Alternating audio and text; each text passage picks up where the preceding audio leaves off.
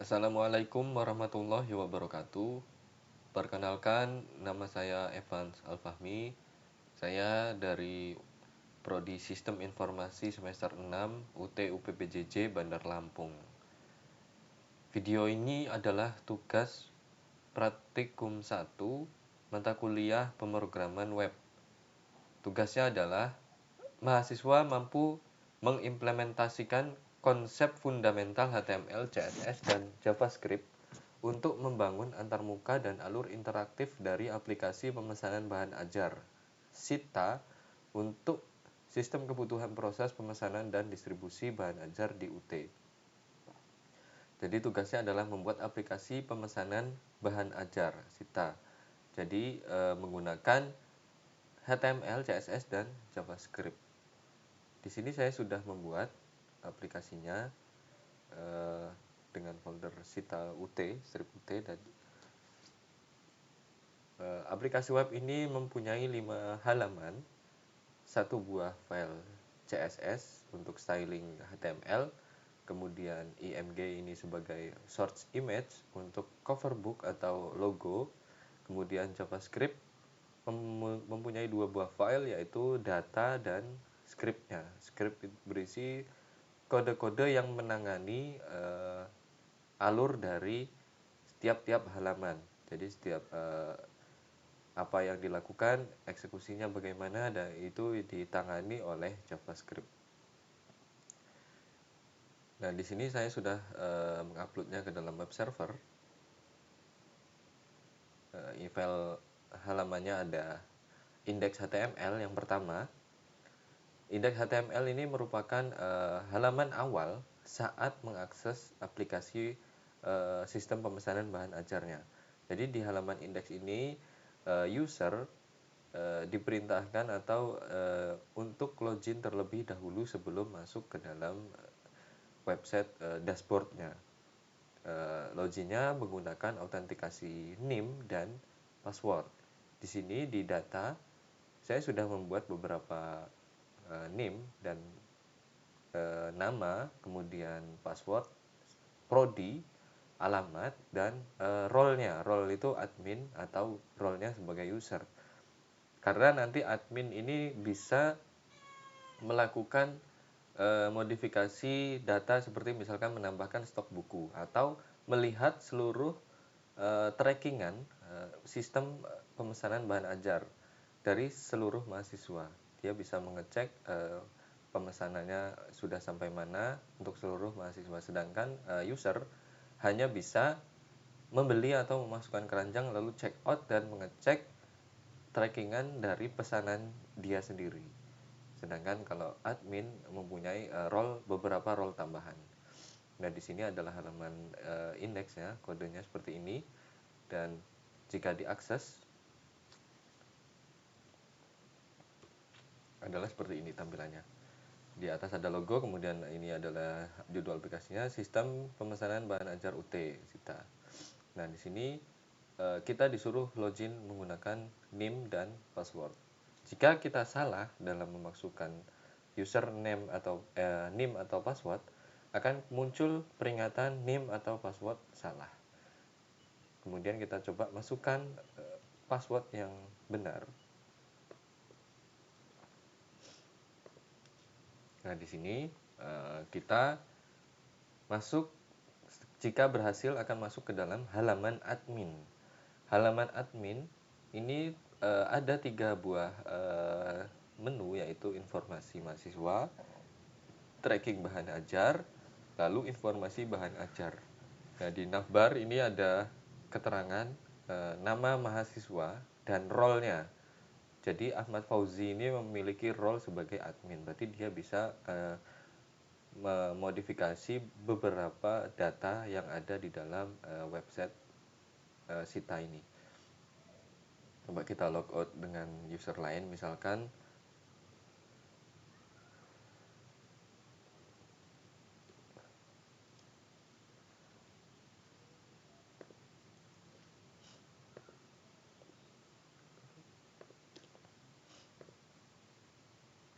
ya, kita akan masuk menggunakan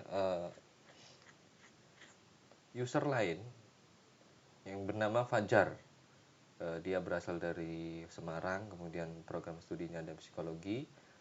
Tampilannya hampir sama, tapi dia role-nya adalah user. Di sini dapat ada beberapa dashboard, bahan ajar, keranjang, dan tracking. Jadi di sini kita bisa melihat apa saja yang ada di dalam keranjang misalkan, atau trackingnya sudah sampai mana, atau bahan ajar. Nah, kodenya seperti ini di dashboard HTML. Jadi yang pertama ada navbar, lalu di dalam kontainernya adalah dashboard. Di dalam dashboard itu ada menu dashboard, yaitu informasi mahasiswa, tracking bahan ajar, dan informasi bahan ajar. Kemudian di paling bawah ada footer, dan di bawah kode HTML ini ada sisipan kode JavaScript yang fungsinya untuk menangani atau menampilkan data mahasiswa yang sedang login. Nah, kemudian jika kita misalkan mengeklik informasi bahan ajar di sini, maka akan diarahkan ke dalam stock.html yang berisi informasi buku yang tersedia, misalkan judul buku, analisis sistem informasi, kode dan harga, kemudian stoknya. Kalau user itu tidak bisa menambahkan atau menghapus. Jadi user hanya bisa melakukan pembelian atau memasukkannya ke dalam keranjang. Jadi pada halaman stok HTML ini saya buat tampilannya seperti itu dan kodenya seperti ini. Yang pertama di atas ada navbar dengan susunan-susunannya, kemudian kontainernya itu berisi tentang judul-judul buku dan gambar atau cover buku contoh ya, cover buku contoh yang tersedia, kemudian bersama dengan stoknya. Jadi di sini misalkan ada 10 buku, kemudian di bawah tiap-tiap kartu daftar buku itu ada 2 buah tombol, yaitu beli dan keranjang. Nah, maksudnya di sini adalah jika kita melakukan menekan tombol beli, misalkan sini, kita langsung diarahkan ke halaman keranjang. Tapi jika kita menekan tombol keranjang, kita masih tetap di halaman ini dan kita masih bisa untuk memilih buku yang lain. Jadi seperti itu. Jika kita beli, kita langsung diarahkan ke halaman keranjang untuk check out. Lalu jika kita menekan tombol keranjang, itu hanya masuk ke dalam halaman, hanya dimasukkan ke dalam keranjang, tapi tidak masuk ke dalam halamannya. Saya beri contoh, misalkan si Fajar itu mau beli buku pemrograman web dasar. Nah, buku pemrograman web dasar telah beli-beli, Anda diarahkan ke keranjang untuk check out. Nah, di sini langsung diarahkan ke halaman keranjang belanja. Nah, jadi seperti itu. Jadi kodenya adalah di bawahnya ada kode JavaScript yang fungsinya untuk menangani apakah dia mau membeli atau memasukkannya ke dalam keranjang di halaman stok HTML ini. Misalkan kalau dia tidak jadi, pencet hapus saja, kembali ke bahan ajar. Lalu misalkan dia mau membeli 2 buah buku RPL, ketik keranjang, sudah dimasukkan ke dalam keranjang, kemudian manajemen proyek, masukkan keranjang dan stoknya akan berkurang. Kemudian kita lihat halaman keranjang, di sini ada 2 buah buku yang dipesan. Nah, total harganya 128.000. Nah, kalau kita menekan tombol check out di sini, sebelumnya saya akan membahas keranjang HTML dulu ya. Keranjang HTML ini isinya adalah daftar buku yang dimasukkan ke dalam keranjang. Kodenya seperti ini. Nah, jadi yang di atas itu ada navbar, kemudian beberapa button seperti dashboard, kemudian bahan ajar, tracking, dan logout. Kemudian halamannya itu berisi tentang kontainer yang berisi daftar buku yang dimasukkan ke keranjang. Dan di sini ada JavaScript yang menanganinya, mengambil data keranjang, kemudian menampilkan nama dan role, kemudian isi keranjangnya, kemudian hapus untuk menghapus kalau misalkan tidak jadi beli bukunya, kemudian check out. Check out ini untuk melakukan check out pesanan. Nah, kalau misalkan kita mau check out dengan menekan tombol check out seperti ini, akan muncul pop-up check out berhasil. Total 128.000, alamatnya sekarang lihat status di halaman tracking. Nah, kita akan diarahkan ke dalam halaman tracking seperti ini. Dalam halaman tracking ini akan memunculkan contoh resi, kemudian nama pembelinya, lalu alamat pengiriman yaitu Bener Semarang, serta buku yang dipesan dan total harganya. Nah, jadi alurnya adalah seperti Fajar login sebagai user, kemudian Fajar melihat informasi bahan ajar, kemudian memasukkan 2 buah buku ke dalam keranjang, kemudian check out dan keluarlah resinya dan status pengirimannya sedang diproses.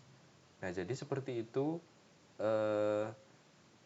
alur dari aplikasi sistem pemesanan bahan ajar yang saya buat.